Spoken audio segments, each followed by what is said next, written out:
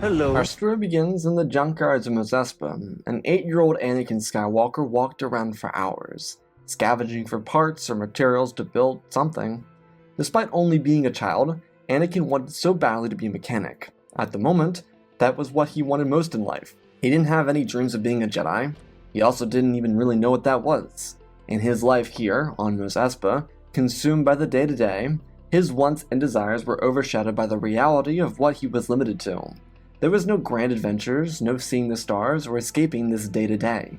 While Anakin had aspirations to be the first star navigator to visit every star system in the galaxy, that wasn't on his plate yet. It was a thing that came after. If he could stumble on a kyber mine of material, then maybe he could buy his freedom or more. Anakin technically wasn't supposed to be here, but he was anyways. At his size and age, he could play it off like he got caught. But because he was just a little dude, he could hide behind junk when patrols or cameras scanned the area. Not like breaking into Mos Espa junkyards would be like sneaking into the temple by any means, but still, one always needed to be ready. As young Skywalker was sifting through materials, he heard a distinct buzzing. His eyes scanned over a protocol droid, or at least he thought it was a protocol droid. Being that Tatooine was where it was, trends from the core took a long time to find their way out here. It's why there were kids in the proletarian districts of Mos Espa always tinting out their speeders or Vipers or Vespas.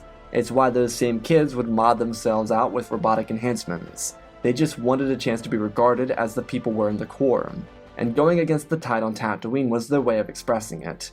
Anakin didn't plan to mod himself, but he looked at his protocol droid and wondered what variant it was.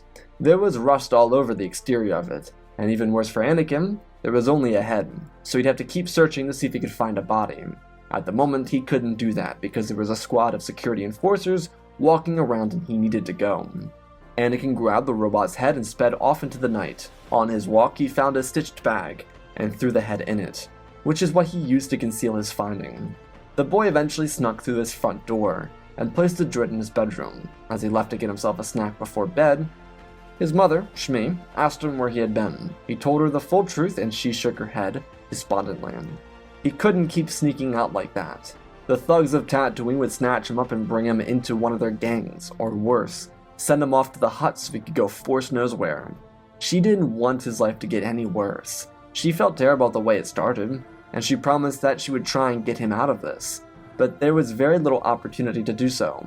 Anakin understood, but he wanted to help, and Shmi knew that. But this wasn't his burden. It never should have been, and he shouldn't consider it as his own to carry. Anakin kind of understood, but she did want to see what he stole. Anakin brought her into his room and showed his mother the protocol droid he found. Shmi, like her son, didn't recognize it. Initially, she wanted to believe it was a newer model, but it was coated in rust, and so that told her it wasn't new. The rust was an indication that the droid had been tossed around. Anakin even noted that he hadn't seen any of these cords or wires on any of the droids in Watto's shop before. Shmi told him that if he could find the body, then she would allow it, understanding what finding a protocol droid could do for them. Selling said protocol droid would be a life-changing event, and she made him a promise to remain quiet about this, to which he didn't. Shmi wasn't for the idea of taking parts from a wreckage or a junkyard, but if Anakin could find extracurricular in building a droid, then it was better than being in the junkyard itself. Of course, selling a protocol droid could get them their freedom. If Watto didn't raise his prices like he did every other time she tried to buy their freedom. For the following few months, Anakin would continue to find pieces and parts to the unit HK-47.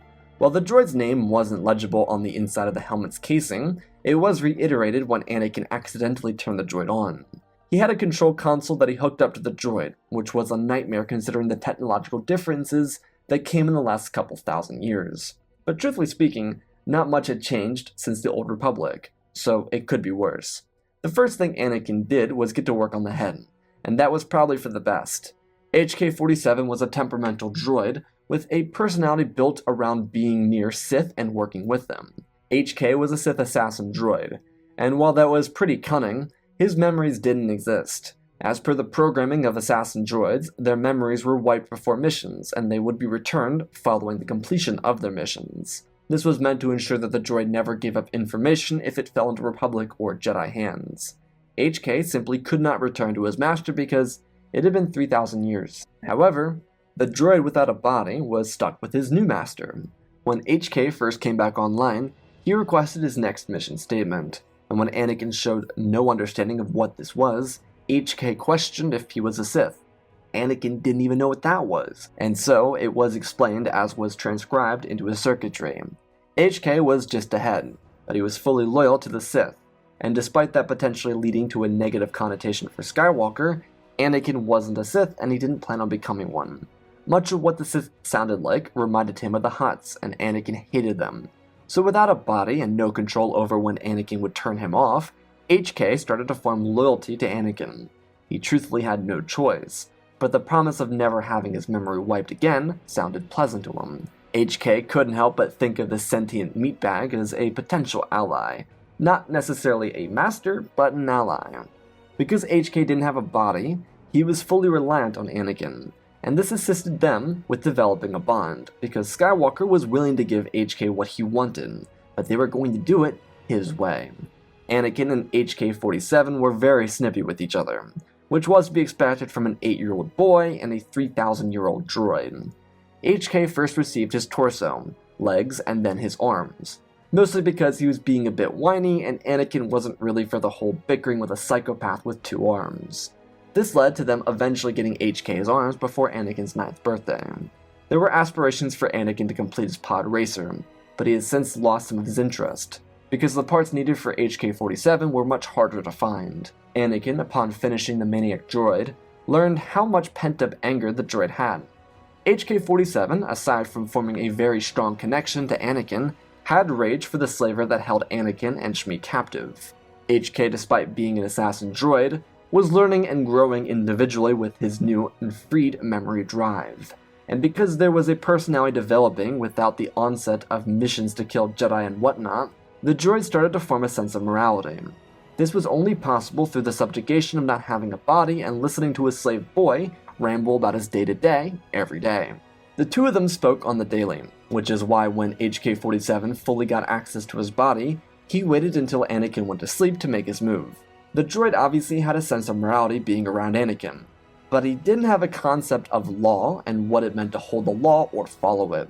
So he, in turn, decided to go out at night and find and kill this Toydarian scum. HK knew what Watto looked like, because he was the big winner for a bet on Saboba a couple years back and made the front paper for doing so. Anakin had it because Watto clung to his 15 seconds of fame. He got to meet Jabba and everything. It was a huge deal for the slaver, so HK knew what he was looking for.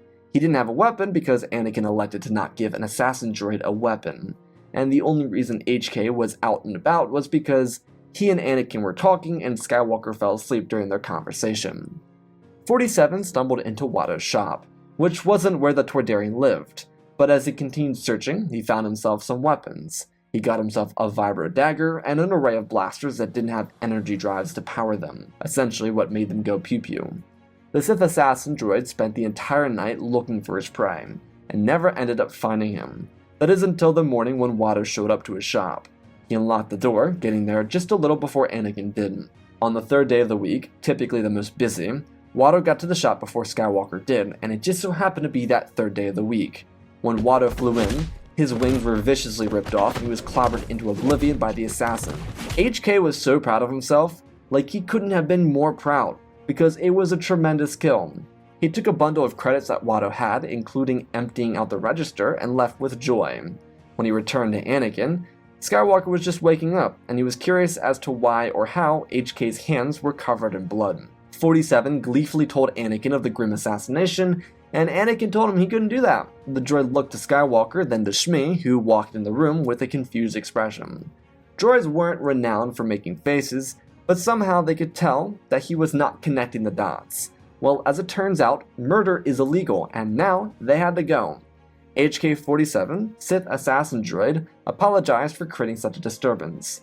He believed that his memory would be wiped again, which was something he didn't want. But Anakin had no such desires to do so.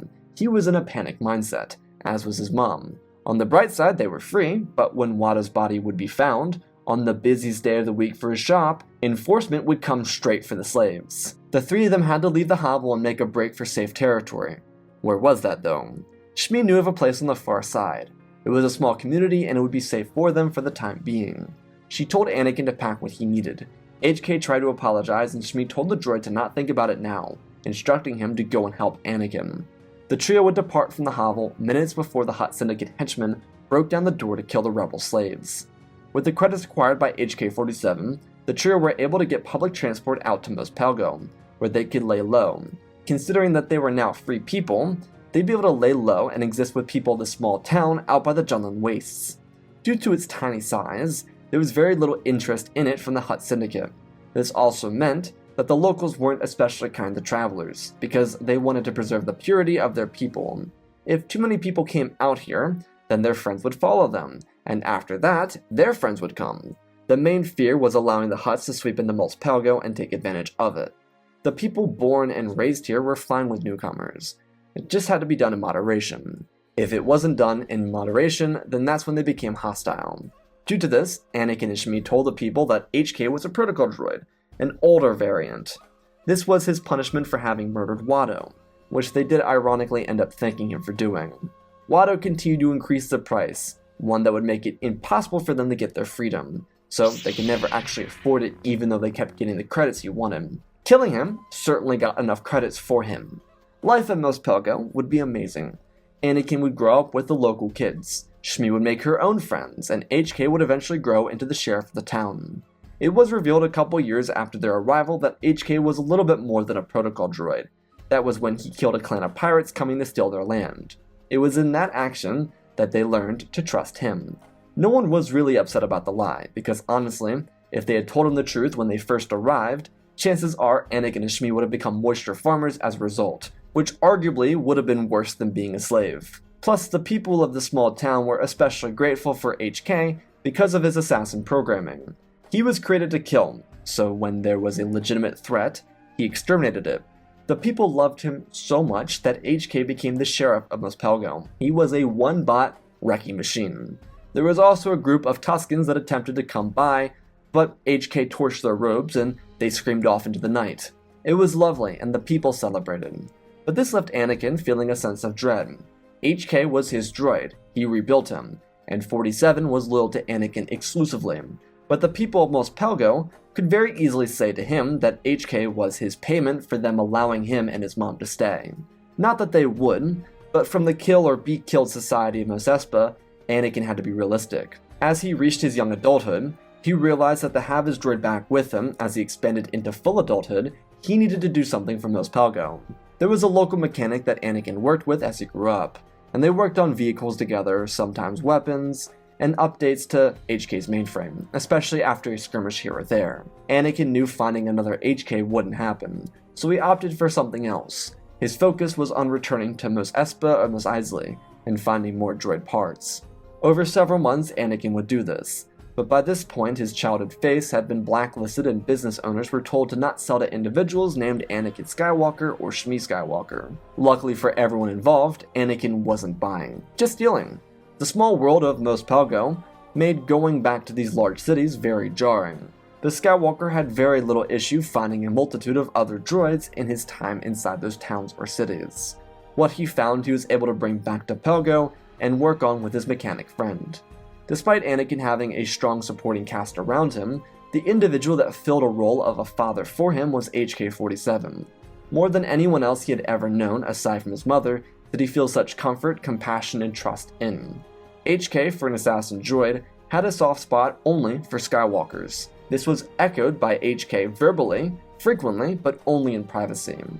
He knew why Anakin wanted to build more droids, and he was eager for it. In the years since leaving Mos Espa, Anakin had dreams of becoming a Jedi, but he never met one, so he couldn't become one. His aspirations for becoming a pod racer ceased when they landed in Mos Pelgo. So now, what did he have left to aspire to become? Well, Anakin loved the prospect of becoming a smuggler. It was something that would allow him to give back to the community here in his city, while also giving him a chance to work for the multitude of rich bosses galaxy-wide. If he were a bounty hunter, it'd be a little bit more cutthroat, which wasn't what he was looking for. The smuggler lifestyle was much more befitting of who he was. After all, Anakin got to grow up with friends like family, his mom and his best friend and the temperamental sociopath named HK-47. It was a good life, but Anakin had always wanted a life of consciousness and decision.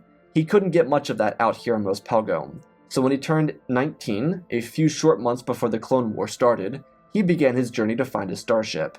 Ironically, keeping things in similar taste to his assassin droid, Anakin would select a dynamic class freighter, and because these vessels were thousands of years old, he would need to spend his time building it from the ground up. So his big adventure, the one that was going to start when he turned 19, was put on hold. The dynamic class light freighter was like everything in the galactic commerce system. It ended up in the Outer Rim when it was no longer the most wanted ship by the people in the core, Inner Rim, and Mid Rim. Every product had an extensive shelf life, because things could be rebuilt and repurposed. The dynamic freighter that Anakin found was for free. The only catch is, he'd have to fill the interior. It was like a model set. He had the shell, he just needed to line the interior with what made a ship go burr. This wasn't exactly Anakin's favorite thing ever, but at the same time, despite him being at slight odds with putting this big adventure on hold, he would get the chance to fully understand the ship he was working with. Anakin, HK, and the local mechanic would work arduously to make sure that this ship could fly, but she needed a name. What was Anakin going to call the vessel? Well, that would come later, because he didn't know what to name it yet. The galaxy around them continued to unfold into chaos, but Tatooine was largely unaffected by this. It did give time for Anakin to put everything into perspective, but he was set on his great adventure, going out and living the life he wanted to live for himself. Shmi was very happy that Anakin wasn't going away during the war. The vessel Anakin picked would take about 4 years to get going. Realistically, Anakin and HK finished it in the first year and a half. But the ship was slow, and Anakin was young and a thrill seeker. He had spent so much time with HK, learning how to be an expert shooter and killer, but he also wanted a ship that could match that. The dynamic class wasn't really built for combat. It was a combative vessel, but Anakin had to make various changes to the hull and the weapon system to make sure everything worked the way he wanted it. The biggest reason Anakin was content with waiting this long was because he could fully understand his vessel, especially with the upgrades he put into her. Also, it made his mother extremely happy that he didn't leave, so that, therefore, made him happy. When the time finally did come, in 18 BBY, a year following the end of the abrupt Clone War, Anakin and HK-47 started their big adventure by leaving Tatooine. Despite them having their weapons and their fully customized ship, they were flat broke. This was because Mos Pelgo didn't exactly have the most intergalactic commerce, and Anakin didn't want to take anything for trade from them.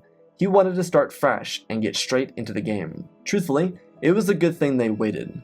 The Empire's rule changed things for the people of these professions. They could do what they wanted still, but the Empire was a lot stricter of a place to do work in. Plus, the Empire was willing to hire smugglers and bounty hunters to do dirty jobs for them, like stealing children. Anakin did perform one of these missions before realizing how truly evil it was, because the mission title was listed as Supplies, not Child of the Force. He decided to give the child over to the Empire, reluctantly, so he didn't get blacklisted, but he was not proud of it. Also, speaking of, he wasn't blacklisted on Tatooine anymore. His time for blacklisting had expired, mostly because despite Jabba being evil, there were leniencies for children that managed to escape the law. Jabba wanted to see them work for him, and it incentivized survivors to value themselves in his eyes, quote-unquote. A classic hot gaslighting technique. Regardless, Anakin and HK got involved with the Zagarians temporarily, but like the Empire, their work became unethical very quickly, and this left Anakin and his assassin alone in their ship in hyperspace. Anakin was an adult at this point, his life finally where he wanted it, and yet, he couldn't do what he wanted. Why is the galaxy so evil? Being a smuggler would allow him to travel to distant worlds and steal supplies. He just didn't realize that these supplies meant people.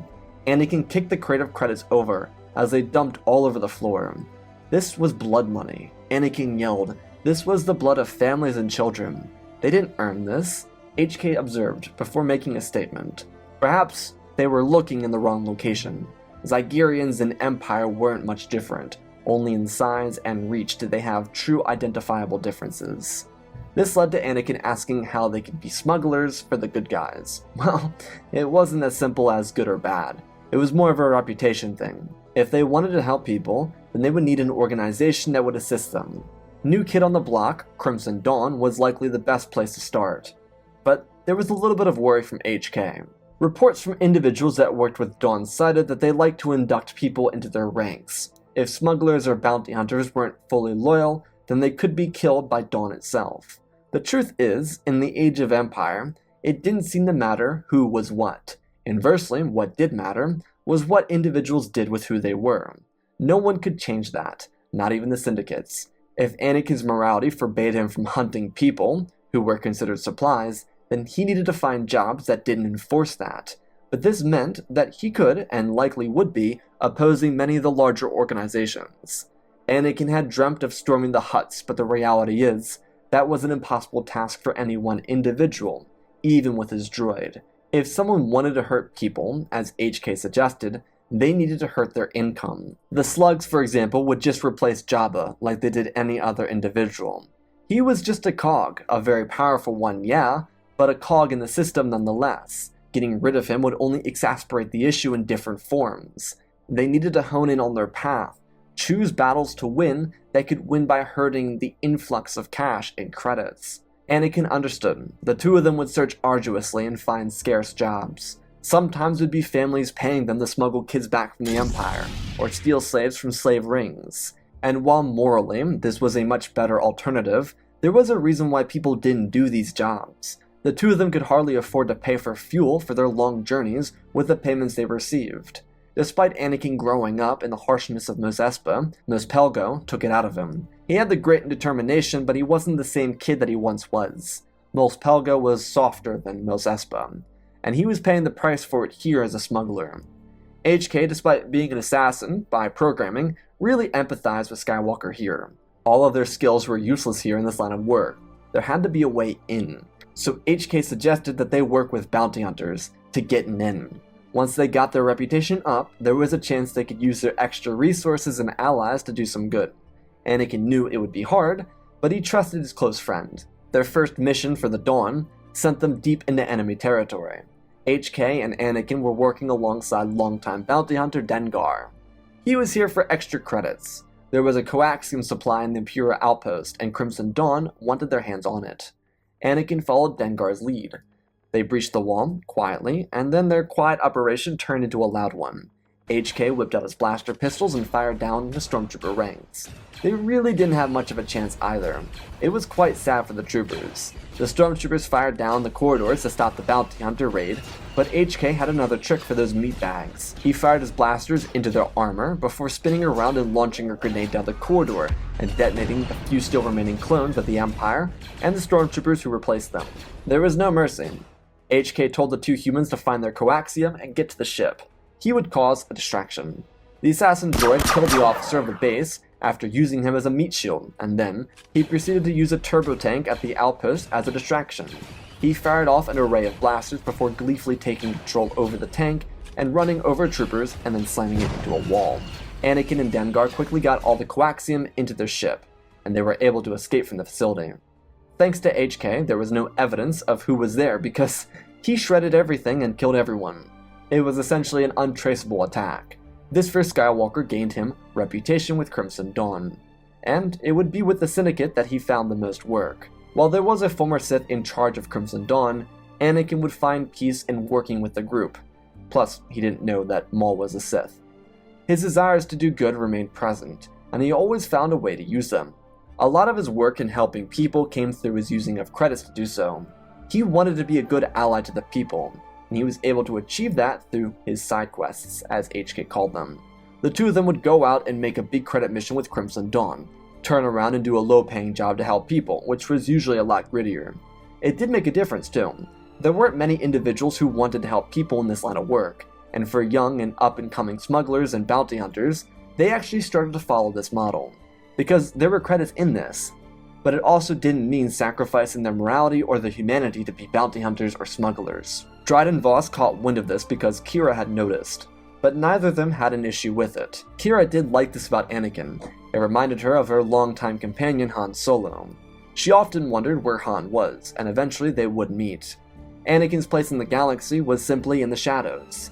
He preferred this way of life. There were growing movements, as by the time Han interacted with Crimson Dawn, Enfys Nest was a part of a growing rebel cell. There was a rebellion growing. The issue is, it wasn't aligned. Anakin just simply had no interest in it. He would therefore continue to work dedicatedly with the criminal syndicates. The reason Anakin felt so compelled to stick to his own path, especially in his avoidance of the rebellion as it continued to grow, was because the Empire and the Republic never were a part of his life. They ignored the Outer Rim and Tatooine. He was bred through their lack of care for anyone not in their territory, so some greater moral conflict with the Empire wasn't a part of his concern. This was echoed by his trusted companion. Life on the hyperspace lanes was lonely. He always had HK, but there weren't many longtime friends. From working with Cad Bane to Dengar, he didn't form many meaningful relationships. It was a bit challenging for Anakin, but he always had a home and Mos Pelgo, which he did visit frequently. By the time the Galactic Civil War started, Anakin's reputation was that of an individual who freed slaves. Kira, while now in control of Crimson Dawn, saw the profit in this way of life. Crimson Dawn was a continuously growing operation, and with potential alliances coming from the rebellion itself, she decided that Crimson Dawn would outlaw slavery and the selling off of indentured servants. This wasn't because Anakin did something exceptional for her. She simply respected how he used his credits to do good. Anakin wasn't in it for reputation, which he had a really good one with Crimson Dawn in particular, but he was doing it from the good of his heart. She did pity the fact that he didn't ever receive accolades for being the only decent smuggler in the galaxy aside from hero of the rebellion Han Solo. Kira never elected to give anything extra to Anakin, and she never made a note of him as a reason behind her decision to change some of Crimson Dawn's policy. Truthfully, she played it off with the Alliance leaders so that they would look favorably at Crimson Dawn whenever they won the war, because in Kira's mind, she believed they would win. Even without the likes of Luke Skywalker and Leia Organa, due to neither being born, there would be heroes of the rebellion, Han Solo included. While their stories and upbringings would be vastly different than the Skywalker twins, the reign of the Empire encouraged rebel leaders to rise up, and that's exactly what they did. Anakin just never concerned himself with the rebellion. It was already a hard life as a smuggler, no need to make it more difficult, and just because it was difficult, it didn't mean that he didn't enjoy it. Anakin's social life wasn't dead by any means. He had companions at local cantinas, but he never settled because he couldn't sit still. The little kid inside him still wanted to visit every star, and HK never let him forget who he was when he was a child. Anakin would continue to work dedicatedly by serving the people of the Outer Rim. While it didn't mean much to him that his work wasn't galaxy renowned, his name was championed amongst the households and communities of those freed by his heart-filled work. The irony of a slave child and a Sith Assassin droid being the hope of the Outer Rim couldn't be overstated. When the New Republic rose, Anakin gained enough credits to secure himself some keys. His reputation was strong, and he would even assist an acquaintance named Boba Fett with fending off Cad Bane and the Pike Syndicate on Tatooine. Sure, Jabba wasn't killed by the Hutt Slayer, but he was killed by the Pikes as they tried to seize control over new territory. The daimyo of Tatooine, Boba Fett, would promise a secure home for his people, and Anakin felt comfort in that. With his assets acquired from a life of hard work, he would settle with a longtime friend from Cantonica named Maya Val, a Twi'lek former slave. She wasn't freed by Anakin directly, and she always gave him a hard time for that, but unbeknownst to him, she was freed because of his work. Maya and Anakin would live in Canto Bight, but they wouldn't stay put either. It was a life of choice for Anakin. It was one not influenced by galactic events, not by Jedi nor Sith, but a life he had for himself. Kira, at some point, would even send him a cut of her credits, because what she had passed in Crimson Dawn earned her so much that she figured she'd share the love with the person that inspired it. Of course, this led to an awkward conversation with Maya for why Kira was sending him a lovely basket of credits, but nothing terrible ever came from that. Mos Pelgo, despite being Shmi's home, would continue to be peaceful. Shmi would live her long and happy life, even meeting her grandchildren when they were born.